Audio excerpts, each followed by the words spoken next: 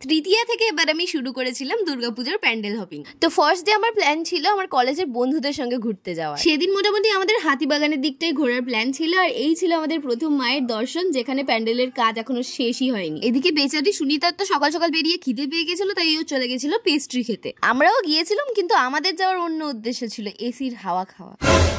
আর এই মেয়েটা যখনই ক্যামেরা দেখতে পায় লোকের পিছনে লুকিয়ে পড়ে। এই কারণে আমার পেস্ট্রি সিনেম্যাটিক শটটা আনসাকসেসফুলি রয়ে গেল।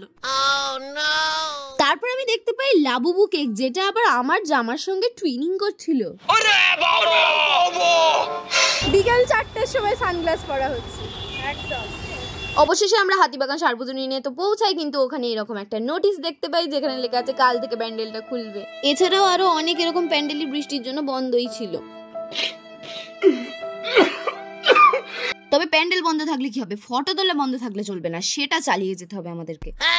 তো হাতিবাগানে হাতি না পেয়ে আমরা মেট্রো ধরে চলে যাই আমাদের অন্য ডেস্টিনেশনে।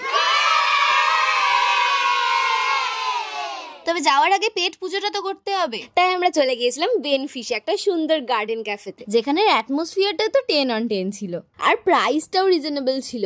তো যেতেই আমরা অর্ডার করতে বসে পড়লাম।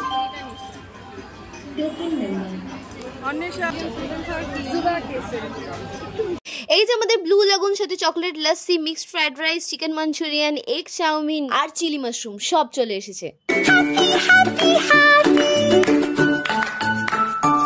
এরপর আমরা দেখতে গিয়েছিলাম বেলগাছিয়া সার্বজনীন, আর তারপরে চলে গিয়েছিলাম আমরা টালার প্রত্যয়। তো এবার ওদের ভাবনা ছিল বীজ অঙ্গন। সত্যি এবারেও খুব অসাধারণ একটি থিম রেখেছেন ওনারা। যেমন একটি কথাও লেখা ছিল যে মানুষই এমন একটি প্রাণী যে নিজের খাদ্যে নিজেই বিষ মেশায়।